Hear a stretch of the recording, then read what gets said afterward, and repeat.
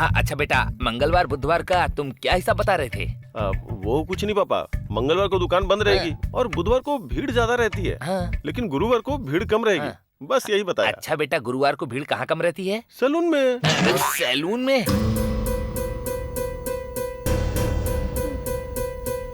क्या कह रहे हो तुम? तुम्ही ने कहा ना कि अपनी बेटी का मुंडन और कान छेदना है, तो गुरुवार को सैलून पर जाएंगे, मुंडन करवाएंगे और 5 रुपए का चंदन खरीद कर लगा देंगे और पास के किसी गहने की दुकान पे जाके 1 ग्राम की बाली खरीद कर छिदवा देंगे। माँ देख रही है ना आप, मेरी हालत देखी है आपने। मेरी बच्ची का मुंडन सैलून की दुकान पर करवाना है, गहने की दुकान पर कान छेदना है। मैंने ऐसा क्या कह दिया? और ऐसे तुम फालतू में रोने क्यों लग गई? मुंडन तो सैलून वाले ही करते हैं ना, कान छेदना तो गहने वाले ही करते हैं। क्या बेटा, 4 साल दुबई में रहने की वजह से तू हमारी परंपराएं रीति रिवाज भूल गया क्या? पहला मुंडन कुल देवता के मंदिर में जाकर मामा की गोद में बिठाकर करवाते हैं। तेरी गोद में बिठाकर ही उसका कान छिदवाना है। मदुरई में स्थित हमारे कुल देवता के मंदिर जाना होगा। ऐसा है क्या? मदुरई जाना है तो 1 2 3 4 बस का किराया ही 5000 रुपए हो जाएगा। अब बस का किराया? बेटा, हमारा परिवार बस में जाने वाला परिवार नहीं है, हमें अलग से एक एसी बस का किराया लेकर जाना होगा। क्यों पापा? उस गांव के लिए सरकारी बस, प्राइवेट बस, बहुत सारी बसें जाती है ना, उसी में बैठ के जाना चाहिए ना। उसके लिए अलग से एसी बस क्यों? अरे पारी वल्लल्लू, हमें समझ में आ रहा है कि तुम किस तरह बस में जाने की बात कर रहे हो हमसे। तुम सिर्फ हमारे परिवार का हिसाब लगा रहे हो, पर ऐसा नहीं है बेटा। बच्चों का मुंडन और कान छेदना एक बड़ा उत्सव होता है बेटा। हाँ, उसके लिए हमारे दोनों पक्ष के रिश्तेदार, मामा, ममेरा भाई, चचेरा भाई, फ्रेंड सभी को बुलाना पड़ता है। क्या तुम सभी को बस में ले जा सकते हो? हाँ? प्राइवेट बस या सरकारी बस में सबको ले जा सकते हो? इसीलिए हमें अलग से एसी बस किराए पर लेनी होगी, समझ गए? ओहो, लगता है आदमी फालतू का खर्च करवा के ही मानेगा। इतना ही नहीं बेटा, हमारी परंपरा में कान छेदने पे बकरा भी काटा जाता है। हमारे रिश्तेदारों की भीड़ बहुत ज्यादा है, उसके लिए अडक्के पट्टिनम जाकर 10-20 छोटे बकरे पकड़ के लाने होंगे हमें। इतना ही नहीं, सुरैंड जाकर हमें अच्छी देसी मुर्गियाँ 50 से 100 पकड़नी होंगी और पाउर से आकर 500 से 1000 अंडे तो खरीदने ही होंगे। अब तुम ही बताओ, सरकारी या प्राइवेट बस में इसे लेकर जा सकते हो? इसीलिए मैंने कहा था इसी बस किराए पर लेनी होगी। अब ये बकरा, मुर्गी, अंडा किस लिए? अरे तुम ऐसे क्यों पूछ रहे हो? अरे मुंडन और कान छेदन के लिए दावत नहीं रखनी होगी क्या? जो लोग आएंगे उनमें से कुछ मटन खाएंगे और कुछ लोग ऐसे होंगे जो चिकन खाएंगे और कुछ लोग तो ऐसे होंगे जो मटन चिकन दोनों खाएंगे। और अगर वो सिर्फ सांभर ही मांगेंगे तो हमें उनके लिए 4-5 रसोइयों को भी ले जाना होगा वहाँ पर। और तो और उसके बाद हमें हर किसी को 100 रुपए भी देने होंगे। अब इसका क्या मतलब हुआ कि खाने के पहले हर किसी को 100 रुपए देने होंगे? खाने के लिए ही बेटा। क्या 100 रुपए देने से ही खाएंगे? खाने से पहले कुछ और पियेंगे ना वो। ओहो, अगर आपके हिसाब से चलूं तो मेरे हजारों रुपए खर्च हो जाएंगे। हाँ, 1000 नहीं बेटा, जब से कलाईवाड़ी आकर मुंडन करवाने के लिए आंसू बहा रही थी तभी मैंने एक हिसाब लगाया था। मेरे हिसाब से 1-1.25 लाख तक लग जाएंगे बेटा। क्या कहा? मुझे तो ऐसा लगता है कि आप बच्चे का मुंडन नहीं बल्कि सब मिलकर मेरा मुंडन करवा रहे हैं। मेरी बात सुनिए, ये बस का किराया लेकर जाना है, मुर्गी पकड़ना, बकरा पकड़ना और हर किसी को खाने से पहले 100 रुपए देना, ये सब नहीं होगा। अगर आपको मेरी बात माननी है तो मानिए, नहीं तो मुझे छोड़ दीजिए। म्यूजिक स्टार्ट करो बेटा। हाँ। हाय राम, मेरे बच्चे को मामा की गोद में बिठाकर मुंडन और कान छेदने का सौभाग्य भी नहीं मिला। हाय मेरी किस्मत, कब तक उसका मुंडन न कराओ। उससे प्यार से बात करके समझा बुझाकर एक छोटी सी मुर्गी की बलि देकर मुंडन करवा के आ सकते थे ना। वो सब छोड़कर एसी की बस चाहिए, जाकर बकरा पकड़ना है, मुर्गी पकड़नी है कहकर अब देखो पारी मना करके चला गया। कैसा आदमी है ये? तुम ये क्या कर रही हो? हाँ? हम उस दिन दुरासामी के पोते के कान छेदन में गए थे ना, कितने आइटम थे वहाँ, तुम्हें मालूम है ना? हाँ? मैंने तो 2 ही के लिए कहा है। उनके यहाँ तो mutton curry, chicken curry, fish curry, कलेजी सब कुछ था। चिकन में तो देसी मुर्गी थी, चिकन करी थी, तुमने खाया था ना? ये क्या कह रहे हैं? क्या हम दुरासामी जैसा नहीं कर सकते? करना चाहिए, हमें बिल्कुल वैसा ही करना चाहिए। उसने अपने घर के फंक्शन में तरह तरह का खाना बनवाया था और हमारा पूरा परिवार खा कर आया था। और अगर हमारे घर का फंक्शन होगा, हम अकेले ही जाएंगे तो सारे लोग क्या सोचेंगे हमारे बारे में? ना जाने हमारी कितनी बेइज्जती हो जाएगी। इस कलियप्पन के लिए ये कितनी शर्मनाक वाली बात होगी, समझी? ठीक है, बस बहुत हुआ, चुप हो जाओ। अरे आप जाइए यहाँ से। देखो, जब से यहाँ कलाई आई है तब से आंसू बहा रही है। हाँ? अगर उसे अडैकल पट्टिनम जाकर आधा किलो चिकन, आधा किलो मटन, आधा किलो फिश ये सब खरीद कर नहीं ला कर दिया तो इसे रोने की हिम्मत कहाँ से मिलेगी? मुझे उन सब की जरूरत नहीं है, मैं उसे जाकर समझाती हूँ, आप अपना काम कीजिए। ठीक है, मुझे क्या। रो मत बेटी, मैं तुम्हारे भाई से बात करके इंतजाम करती हूँ। उसके गांव से जाने से पहले श्रुति का मुंडन और कान छेदना हो अरे जाएगा। आप मत रोइए, सब ठीक हो अरे जाएगा। कह रही हूँ ना, मत रो।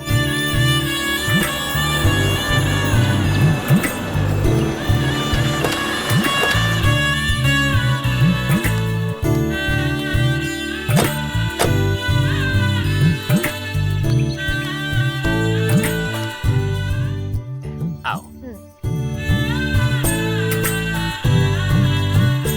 नमस्ते समधी जी। अरे वाह, आइए आइए आइए। ठीक तो है ना? मैं भी आप ठीक हूँ। ठीक हैं? मैं ठीक हूँ, बैठिए बैठिए। देवकी, क्या हुआ? अरे समधी जी आए हैं। अभी आती हूँ जी। आपकी खेती बाड़ी कैसे सब चल रही ठीक है? चल रहा है। पिछले साल कुछ ठीक नहीं थी ना? इस साल अच्छी बारिश हुई है। आइए आइए। अमुदा कह रही थी कि आप आने वाले हैं। अच्छा, आप ठीक है? मैं सब लोग बिल्कुल जी? ठीक हूँ। शादी की तैयारियां कैसी चल रही अच्छी हैं? चल रही है जी। ससुर जी नमस्ते। नमस्ते। आप ठीक तो है ना? आओ बेटा। कैसे हैं आप लोग? मैं ठीक हूँ बेटी। मैं ठीक हूँ बेटा। जब प्लेट ले आओ पत्रिका देने के ठीक है लिए। माँ। अमुदा, पहले हाँ? पीने के लिए पानी लेकर आओ। ठीक है सासू माँ। अच्छा समधी जी, ये आपके घर की आखिरी शादी है। आप एक एक को देखकर पत्रिका दे रहे हैं ताकि कोई रिश्तेदार आपसे छूट न जाए। हाँ समधी जी। लीजिए पिताजी। माँ,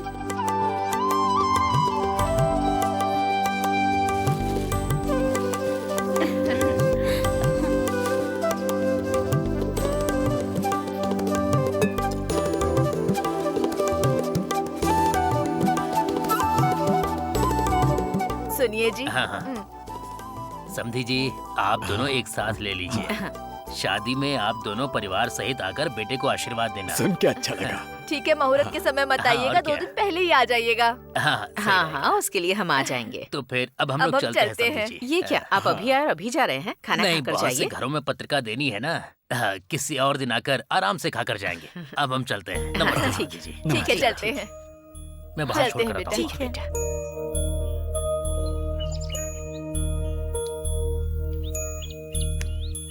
दामाद जी, अमुदा को लेकर 2 दिन पहले ही आ जाना। बिल्कुल देर मत करना। हाँ ठीक है, चलता हूँ। हाँ चलती ठीक है हूँ बेटी। बेटा। ठीक है माँ, चलो आ चलती हूँ जाओ। बेटी।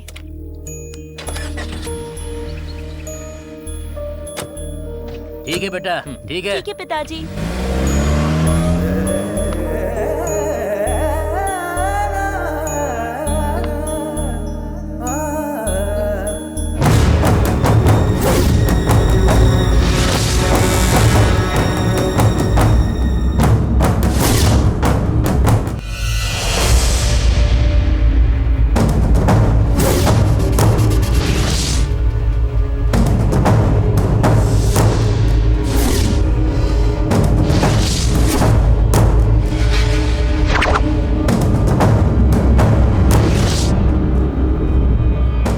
सुनिए जी, मेरी बहन ने रात को फोन किया था। वो अपने भाई की शादी के लिए ब्रेसलेट और अंगूठी बनवा रही है। जब वो इतना सब कर रही है तो हमें भी कुछ बड़ा करना चाहिए ना। मैं सोच रही हूँ कि 5 ग्राम का चेन बनवा दूँ। बस इतनी सी बात दे देंगे। सासू माँ, कल गहने की दुकान पर जाकर गहने ले सकते हैं? कल अच्छा दिन है, कल ही कर लेते हैं। चुप करो। जिस शादी में जाना है उसके लिए गहने लेने हैं। हम तो इस शादी में जाने ही वाले नहीं है ना। ये आप क्या कह रहे हैं ससुर जी? मेरे भाई की शादी में हम नहीं जाएंगे, क्यों? जिस जगह मेरा मान सम्मान नहीं, वहाँ मैं कैसे जाऊंगा? पापा, सासू माँ और ससुर जी ने शादी की पत्रिका को तांबे की थाली में रखकर दिया है ना, फिर मान सम्मान की बात कहाँ से आ गई? जिस तुम्हारे ससुर को पत्रिका सही से देना आता है, उसे मेरा नाम सही तरीके से लिखना क्यों नहीं आता? इसमें बड़े समधी मेरा नाम नीचे डालकर दूसरे समधी का नाम, मतलब अमदा की बहन के जो सास ससुर हैं, उनका नाम ऊपर डाला हुआ है। क्यों? क्या वे हमसे ज्यादा अमीर हैं? इसलिए ना। ससुर जी, मेरे पिताजी ने यहाँ आने से पहले फोन करके मुझे इस बारे में बताया था। ये लड़की वालों ने छपवाया है, इसीलिए गलती हो गई। उन्होंने पूछा था क्या मैं दूसरी पत्रिका छपवा कर लाऊं, पर मैंने ही मना कर दिया था कि मेरे ससुर जी इन सब बातों को बड़ा नहीं मानेंगे। क्या बात कर रही हो? बात क्या कर रही हो तुम? जीवन में क्या क्या छोड़ देना चाहिए ये नहीं पता तुम्हें?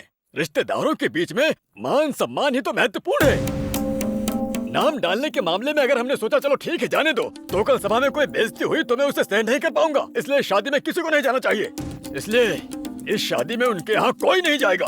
ये नहीं हो सकता ससुर जी। मैं अपने भाई की शादी में जाऊंगी और जो करना है करूंगी भी। क्या तुम्हारा मान सम्मान इस परिवार की इज्जत से ज्यादा तुम्हें अपने भाई की शादी प्यारी है? बस कीजिए ससुर जी। आपका मान सम्मान, परिवार की इज्जत उसी दिन हवा में उड़ गए थे जिस दिन आपने अपनी बहन के बेटे पारी के पैरों में गिरकर माफी मांगी थी।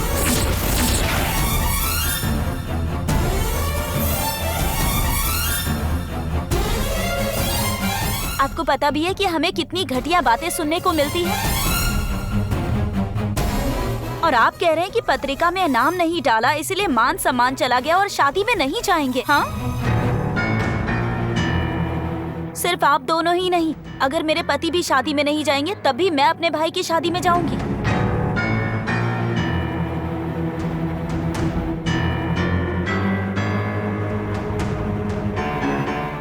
ए संदिल, ये इतना कुछ कह गई और तू चुपचाप खड़ा खड़ा सुन रहा है। उसने जो कहा है उसमें गलत ही क्या है?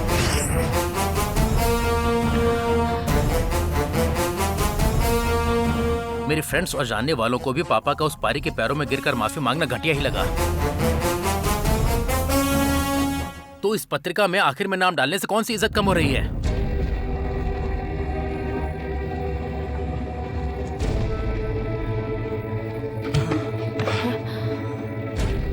क्या हुआ?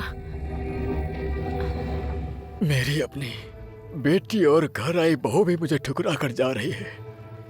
अपने ही घर में मेरा ऐसा सम्मान है, क्या इसके बाद भी मुझे जीवित रहना चाहिए? चुपचाप रस्सी से लटक जाता हूँ मैं। आप ऐसा क्यों करेंगे? इस सब का कारण वो पारी है। जब से उसने इस घर में दोबारा कदम रखा है तब से इस घर का मान सम्मान, इज्जत सब कुछ मिट्टी में मिल गया है। हमारे परिवार में ऐसी स्थिति उसकी वजह से पैदा हुई है। वो पौरी का परिवार चैन से नहीं रहना चाहिए। जिस तरह आप दर्द सह रहे हैं उसके पूरे परिवार को दर्द सहना होगा। आप इन बातों की वजह से मरने के बारे में क्यों सोच रहे हैं? मैं उन्हें फांसी पर लटकाऊंगी। तुम कर पाओगे क्या? क्यों नहीं कर पाऊंगी? क्या लगता है आपको कि औरत कुछ नहीं कर सकती? रामायण भी एक औरत के कारण बनी थी और महाभारत का कारण भी एक औरत ही थी। तो क्या करोगी? घर में रिश्ते बनाकर उसे तबाह करने वाला काम जो रामायण में मंथरा और महाभारत में शकुनी ने किया था वो अब मैं करूंगी। मैं उस पारी के परिवार से बदला लूंगी।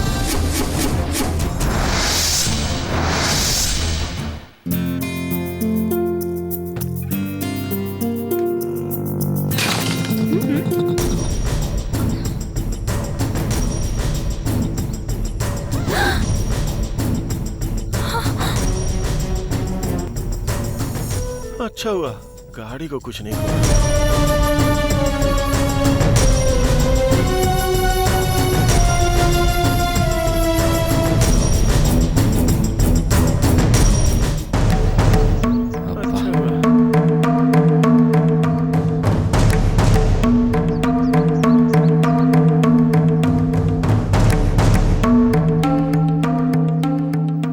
किसी चीज से टकरा कर ही गाड़ी रोकते हैं? सड़क पर भी ऐसे ही हमारी गाड़ी को टक्कर मार कर रुके थे। अब इस घड़े ने आपका क्या बिगाड़ा था जो इसे भी तोड़ दिया?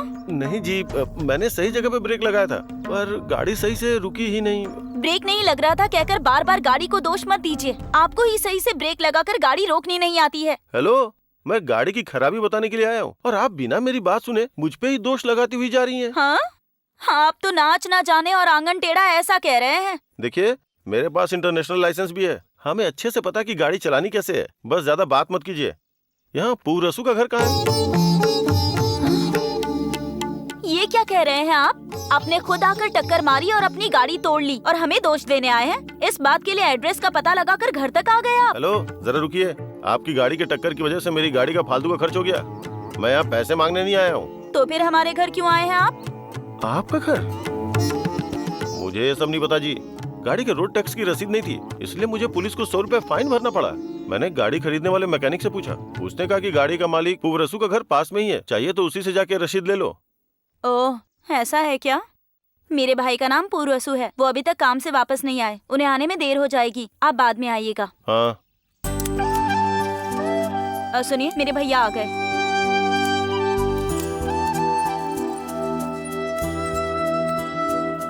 भैया, ये आपसे मिलने के लिए आए हैं। इन्हें कोई रसीद चाहिए।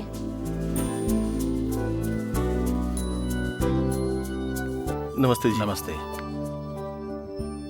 सॉरी जी, वो गाड़ी का ब्रेक।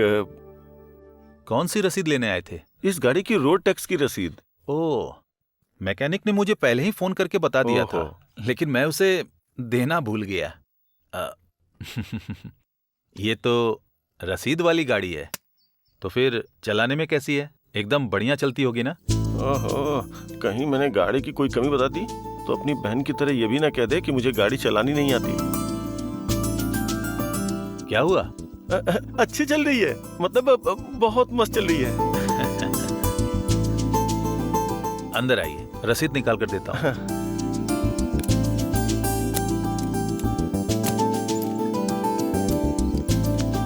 आइए आइए, बैठिए ना।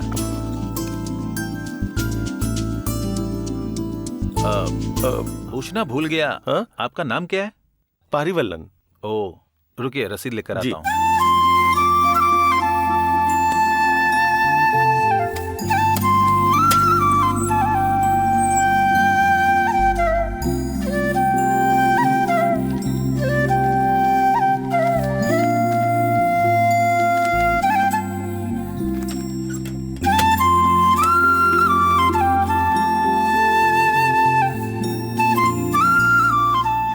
ये लीजिए। हाँ।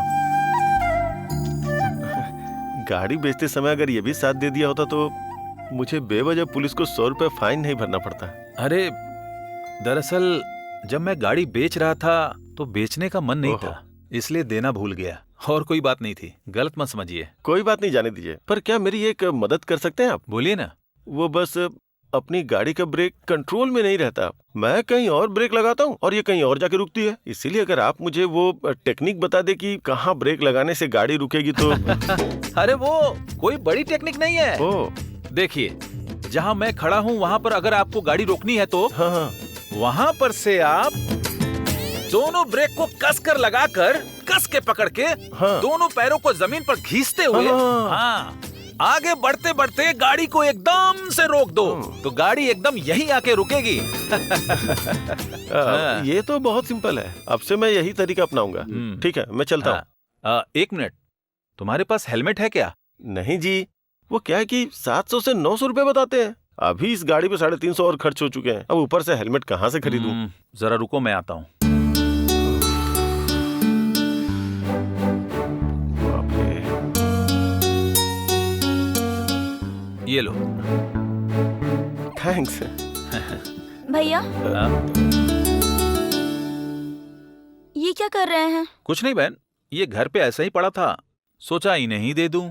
पर ये मैंने आपके लिए खरीदा था ना, इसे मैं किसी को नहीं दूंगी। अरे, आपको मुफ्त में नहीं देना जी। मैं 200-300 रुपए तो दे ही सकता हूँ। 1 करोड़ भी दोगे तो भी मैं इसे आपको नहीं दूंगी। इसे मैंने अपने भैया के लिए खरीदा था। अरे, गाड़ी ही नहीं है तो इसे रख के क्या अचार डालोगी तुम? मैं 50 रुपए ज्यादा दे रहा हूँ ना। चलो दे दो। नहीं दे सकती। अब आप चुपचाप यहाँ से निकल जाइए। रामराई। ठीक है, मैं जा रहा हूँ।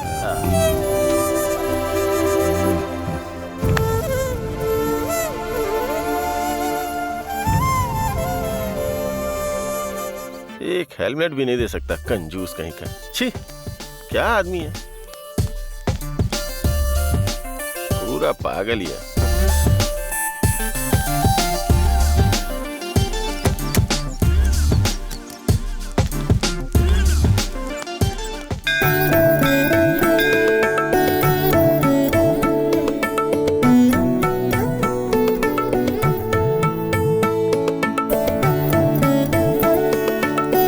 नाम बताइए। पारिवालन, पारिवालन, सदयम सदयम नक्षत्र, कुंभ राशि। कुंभ राशि जातकस्य सर्वकर्मसु शुद्ध्यर्थम श्रुति स्मृति पुराणोक्त फल प्राप्त्यर्थम श्री भगवत प्रीत्यर्थम च पूजनम करिष्ये। ओम देवकी नंदनाय विद्महे वासुदेवाय धीमहि तन्नो कृष्णः प्रचोदयात्। ओम। क्या है माँ, ये बुआ भाई के नाम पे अर्चना करवा रही हैं? यही तो मुझे भी समझ नहीं आ रहा।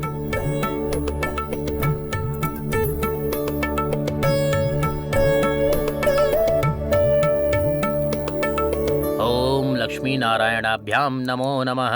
ओम गंगणपतये नमो नमः।